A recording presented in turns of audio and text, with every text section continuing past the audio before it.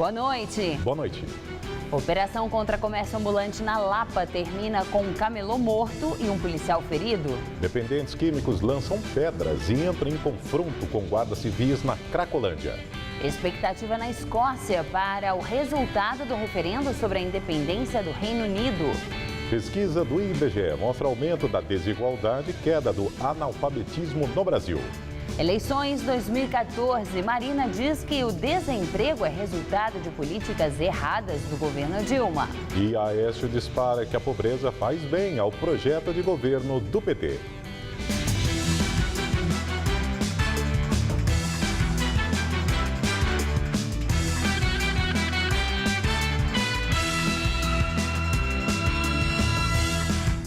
Agora à noite, uma apreensão de produtos piratas nas principais ruas de comércio do bairro da Lapa, na zona oeste de São Paulo, terminou com um policial ferido e um vendedor ambulante morto. O tumulto começou durante uma operação policial para a apreensão de CDs pirata aqui no bairro da Lapa. Um policial foi ferido. Ele atirou e atingiu um homem.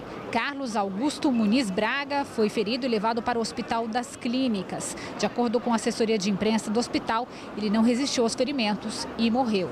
Várias ruas da região foram bloqueadas pela polícia militar.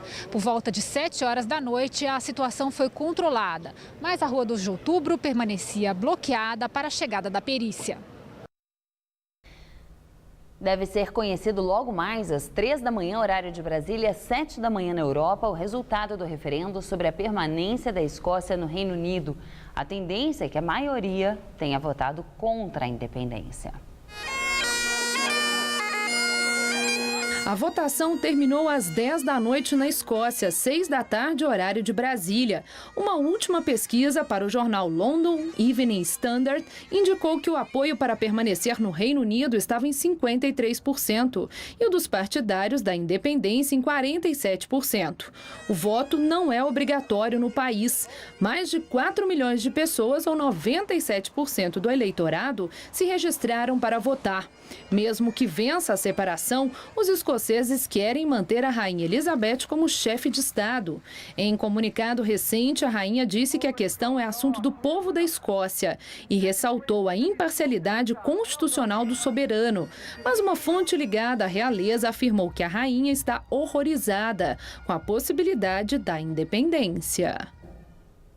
Agentes da Guarda Civil Metropolitana entraram em confronto hoje cedo com moradores de rua da Cracolândia, no centro de São Paulo.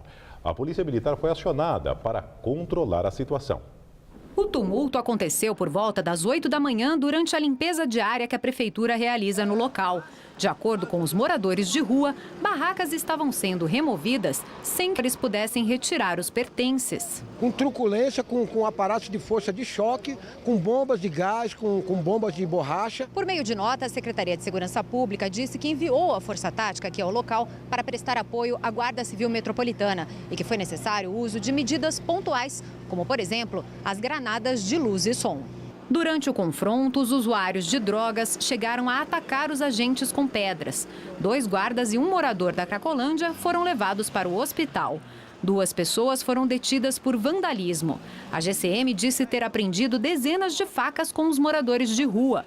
Segundo o prefeito Fernando Haddad, a ação foi necessária para impedir a reinstalação de uma favela na Cracolândia. Houve da parte de um grupo minoritário e recém-chegado à região, que queria descumprir o trato que foi feito. O Braços Abertos tinha uma única contrapartida, que era nós desmobilizarmos, o desfazimento daquela favela.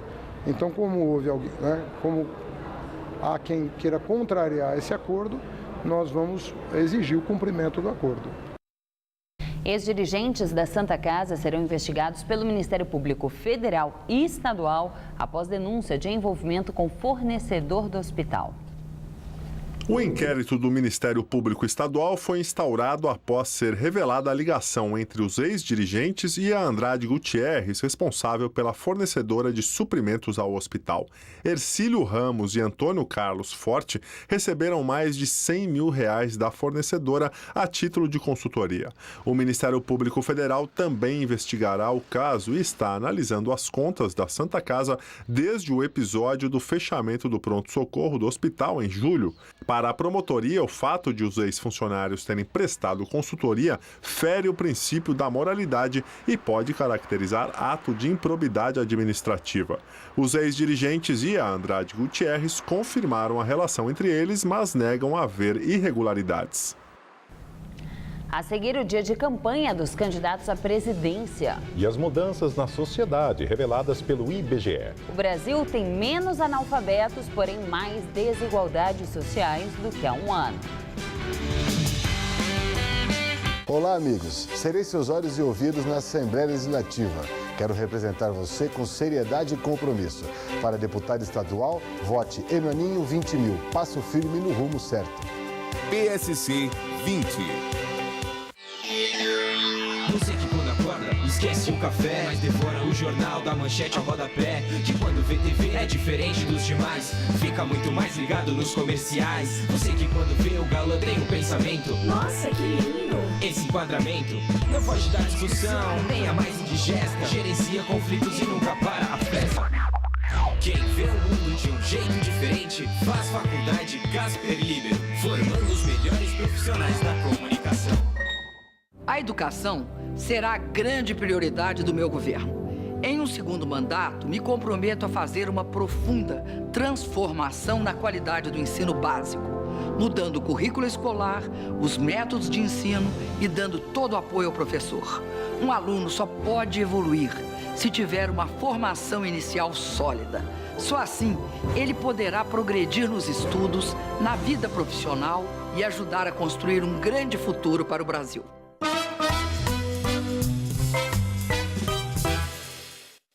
Projeto do fim do financiamento privado das campanhas. Isso é trabalho do Suplicy. Mais de 3 bilhões de empréstimos para compras de trens e para estradas paulistas. Isso é trabalho do Suplicy. Investimentos federais para santas casas. Isso é trabalho do Suplicy. Honestamente, o melhor.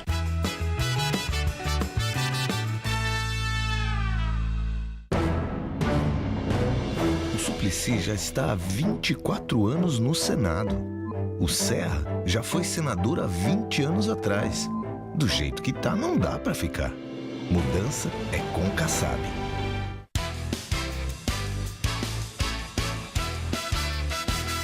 Escândalo. Mais uma vez, Alckmin mente e promete como solução para a segurança um equipamento que não funciona e não vai funcionar nunca. Folha de São Paulo. Alckmin maquia programa de combate ao crime na TV.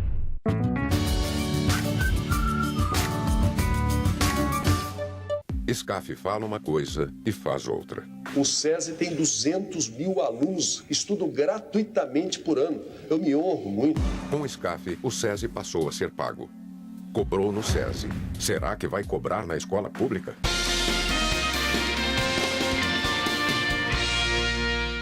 São Paulo precisa, no Congresso Nacional, de representantes que defendam nosso Estado e lutem por mais recursos para a segurança, para melhorar o salário dos policiais e enfrentar o tráfico de drogas. Vote Deputados PSD 55. Hoje no Todo Seu, confira uma visão especial sobre Cazuza. Tem Valdomiro Santos no Mestres da Gastronomia e no musical os maiores sucessos do grupo Nenhum de Nós. Tô aqui te esperando. Todo Seu. Hoje, 11h10 da noite.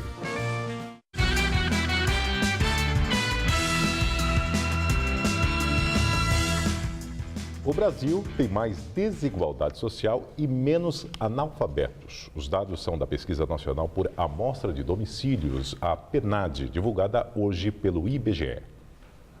De acordo com os dados, o índice que mede a distribuição de renda no país passou de 0,496 para 0,498 entre 2012 e 2013. O número pode ir de 0, onde não há desigualdade, até 1, onde há desigualdade extrema. Este número interrompe a trajetória de queda da desigualdade iniciada em 2001. Ainda segundo a pesquisa, o desemprego subiu pela primeira vez desde 2009. Em 2013, 6,5% da população não tinha trabalho. Em 2012, esse índice era de 6,1%. Mesmo assim, a renda do brasileiro subiu. Ele ganha em média R$ 1.681. Já a taxa de analfabetismo voltou a cair em 2013 após um período período de estagnação. O índice registrado no ano passado foi de 8,3%, contra 8,7% de 2012. Os dados se referem aos brasileiros com mais de 15 anos. E o resultado da PNAD foi tema central do dia de campanha dos candidatos à presidência. No Espírito Santo, Marina Silva, do PSB, disse que a interrupção na queda da desigualdade e o aumento do desemprego são resultado de políticas erráticas do governo Dilma. Segundo ela, será a primeira vez que um presidente entregará o cargo pior do que recebeu.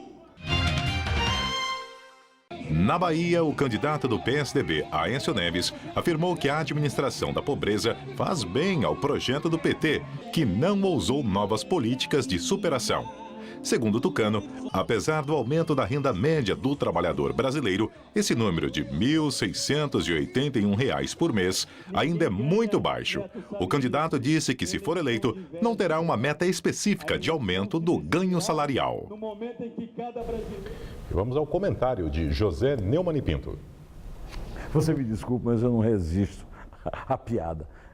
Há 10 anos, eu ganhei um prêmio da Academia Brasileira de Letras com um romance chamado Silêncio do Delator. Pois não é que ontem o delator calou. E calou num circo, aquela palhaçada. Os deputados da oposição e do governo fazendo o papel do palhaço e ele de público rindo, né? Agora, o pior é depois. Depois, o presidente da CPI resolveu encaminhar ao Supremo um pedido para que eles tomassem conhecimento do teor completo do depoimento que o Paulo Roberto Costa, ex-diretor de abastecimento da Petrobras, está dando na Polícia Federal. Eu só queria esclarecer um ponto. A oposição que está apoiando esse requerimento não fez nada para livrar o Brasil dessas roubalheiras. Veja bem, o Roberto Jefferson, que delatou o Mensalão, falou que todo mundo no Congresso sabia do Mensalão. No entanto, foi a menina da Folha que o entrevistou que revelou ao Brasil. Ora, o escândalo de roubalheira da Petrobras é uma consequência do Mensalão. E não é possível que o Tribunal de Contas da União e o Congresso Nacional não tivessem ouvido isso. No entanto, ninguém se manifestou. Agora, não, porque a Dilma, que era ministra, que era chefe da Casa Civil, devia saber. E eles não deviam. Eles, por acaso, tomaram alguma iniciativa a partir de alguma fofoca? Não é possível, a oposição não tem ninguém dentro da Petrobras para saber de um esquema de roubalheira desse tamanho. Falam numa lavagem de 10 bilhões de reais. E agora querem ler o depoimento do delator que calou lá na CPI. Por quê? O que é que eles querem fazer com a leitura desse depoimento? Só tem que atrapalhar. Eles não vão ajudar em nada. Chamar o Paulo Roberto à CPI já foi um absurdo. Agora, querer ler o depoimento ainda é pior. Eles têm que cruzar os braços, como sempre cruzaram, e ficar esperando que a Polícia Federal faça o seu trabalho. Afinal, foi a polícia que começou a revelar isso. A revista Veja e os jornais que estão publicando as informações. A oposição não ajudou em nada e agora quer se beneficiar. De que forma, ninguém sabe. Ora, essa é por isso que o povo vê com uma certa desconfiança essa oposição. Eu, pelo menos, vejo, né? Pois é, mas nós estaremos de volta depois do fim de semana, na terça-feira, direto ao assunto. Até lá! Veja agora como foi o dia de campanha dos candidatos ao governo paulista mais bem colocados nas pesquisas. O governador Geraldo Alckmin, candidato à reeleição pelo PSDB, visitou Praia Grande, no litoral paulista. Alckmin defendeu a ampliação das instâncias turísticas no estado. Segundo ele, há 70 municípios atualmente nessa condição legal. Sua proposta é ampliar esse número para mais de 140. Paulo Scaff, do PMDB, também esteve no litoral paulista, em Santos, Guarujá e Praia Grande. Deu entrevistas a rádios locais e se encontrou com lideranças. Ele prometeu em 4 anos construir o já planejado túnel de travessia para ligar Guarujá a Santos. Alexandre Padilha, do PT, esteve no lançamento da pesquisa de mobilidade urbana da Rede Nossa São Paulo. Padilha disse que a pressão de alguns moradores de bairros nobres não pode fazer a Prefeitura paulistana retroceder na instalação de novas faixas de ônibus e ciclofaixas. Amanhã o tempo esquenta e há previsão de chuva a partir do início da tarde. Vamos ver como fica o tempo nesta sexta-feira em todo o estado com Mariana Armentano. A expectativa é de chuva para essa sexta-feira, mas mesmo assim o calor predomina e o tempo fica abafado. Um sistema de baixa pressão que se formou no sul do Brasil acaba influenciando o tempo aqui em São Paulo e traz chuvas para o sul, oeste, Baixada Santista e região metropolitana. Mesmo assim, as temperaturas ficam altíssimas. Máxima amanhã de 31 graus na região de Marília, de Presidente Prudente e de 32 graus em Presidente Bernardes. Em Ribeirão Preto, o tempo fica firme e a máxima bate na casa dos 37 graus amanhã. Já na faixa litorânea, faz calorão de 33 graus em Caraguatatuba e também em Santos. Aqui na Grande São Paulo, o tempo fica bem abafado e esquenta mais em relação a hoje. Na madrugada, mínima de 19, mais à tarde, calor de 30 graus com previsão de chuva. No sábado, chuva a qualquer hora e máxima prevista de 29 graus. E o tempo amanhece fechado no domingo, com chuviscos e a máxima cai para 23 graus. A edição das 10 do Jornal da Gazeta termina aqui. Boa noite. Fique agora com Rony Fon no Todo Seu. Boa noite e até amanhã.